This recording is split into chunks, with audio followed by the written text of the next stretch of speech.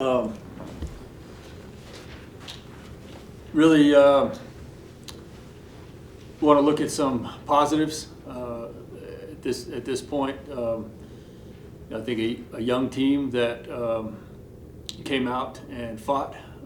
In the beginning, our running backs ran really hard all game. They showed a lot of heart, a lot of effort. Offensive line continued to show a lot of heart. They were blocking late down the field, and by late, I mean late into the play, but within the whistles, and doing a good job with that. Did a pretty good job of protecting the quarterback. And defensively, I thought we were game, especially there in that first half.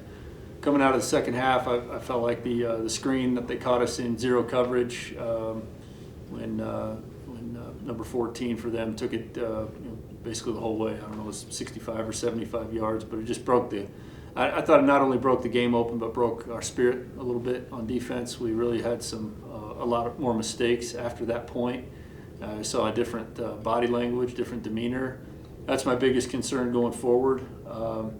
I think sometimes it's natural for offense to keep pressing because they're always just fighting for the score. A defense is fighting for a win, and when it gets so far away from us like that, it's understandable to be disheartened, but we can't allow it to happen. We've got to get better, just in the mental aspect of that defensively, and continue to play through the whole game. And offensively, we got to find a way to get I feel like we have a couple of really good receivers, some good tight ends, good backs, and good offensive line, and so we should be playing better. We should be executing better. It was not a good day for our quarterbacks. We have to establish a little bit more of a running threat, both in the scramble and the design run game. We're seeing a lot of cover two over the last 8 quarters now, running straight, and typically just to run the ball more effectively and sprinkle in the quarterback run and or quarterback scramble is the way to break down cover two and get teams into a little more aggressive defense, a couple of more bodies defensively around the ball. We haven't been able to do that, and so that'll be a big challenge for us going forward in the next week. And let me give Montana State some credit. It's when somebody wants to sit in a too high shell defense, they have to have a lot of confidence in their front seven. There's conflicted linebackers that have to play both run and pass.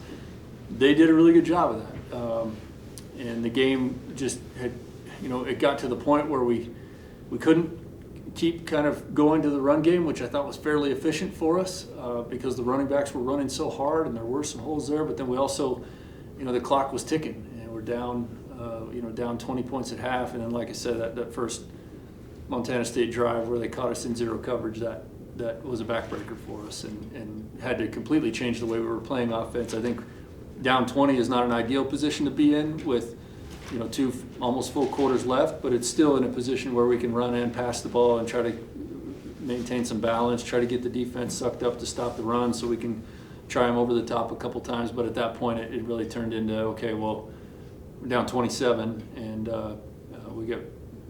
we still tried to stay balanced on the next drive, drove it down, but failed on fourth down. And at that point, there were only 6 minutes left in the third quarter, and we're down 27-0. So it was our sideline realized what was going on at that point. It was going to take some lucky breaks to play our way back into the game from there.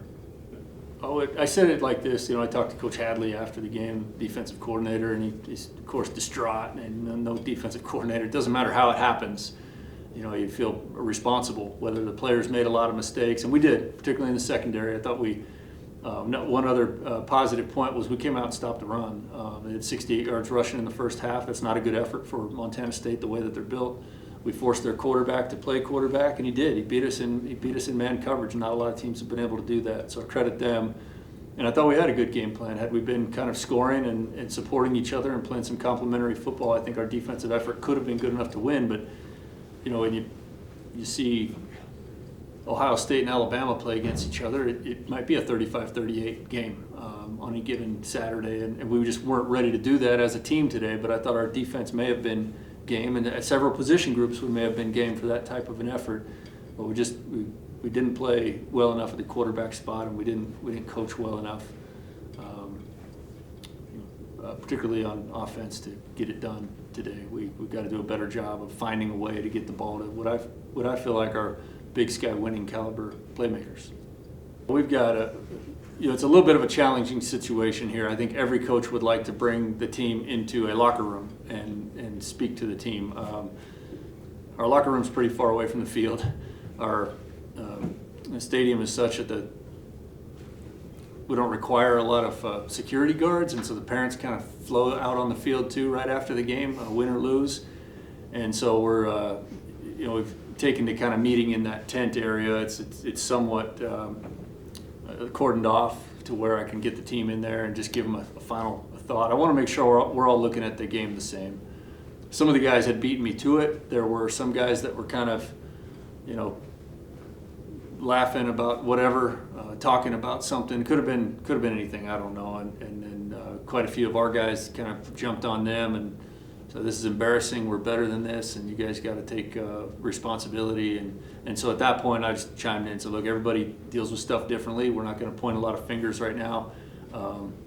Some of these guys that are laughing maybe didn't even play in the game, and that's how they're dealing with that disappointment. So, I hope everybody's hurting right now. I would prefer everybody to, nobody wants to see me coming in here yucking up jokes and me and the coaches laughing together. So I would prefer everybody just respect all the efforts that were made today.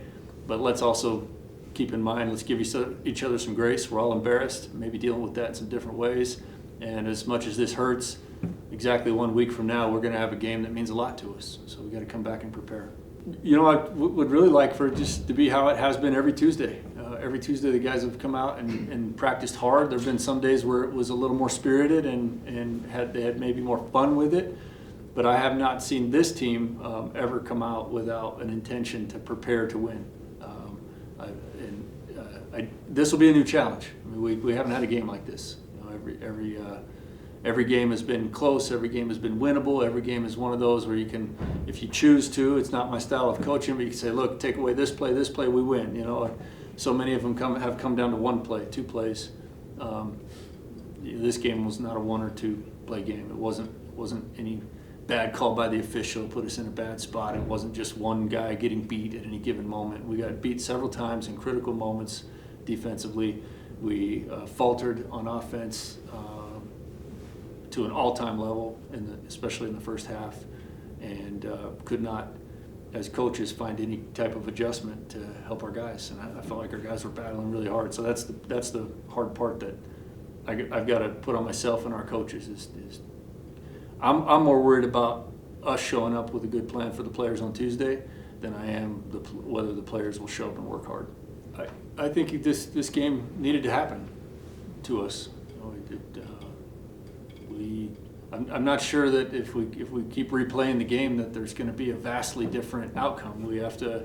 Our young players in the program need to know what that bar is for a championship level, and it's not a up and down thing week to week. I think we can play better at times. We could have played better today, but I think that was a game that we weren't ready for as coaches and players. It's important that the program sees that. It's important for our university to see that. I mean, we're all in this together. It's a resource game. There are a lot of logistics. This is a resource intensive sport. And I think UNC has made tremendous strides to support football and bring it to a new level.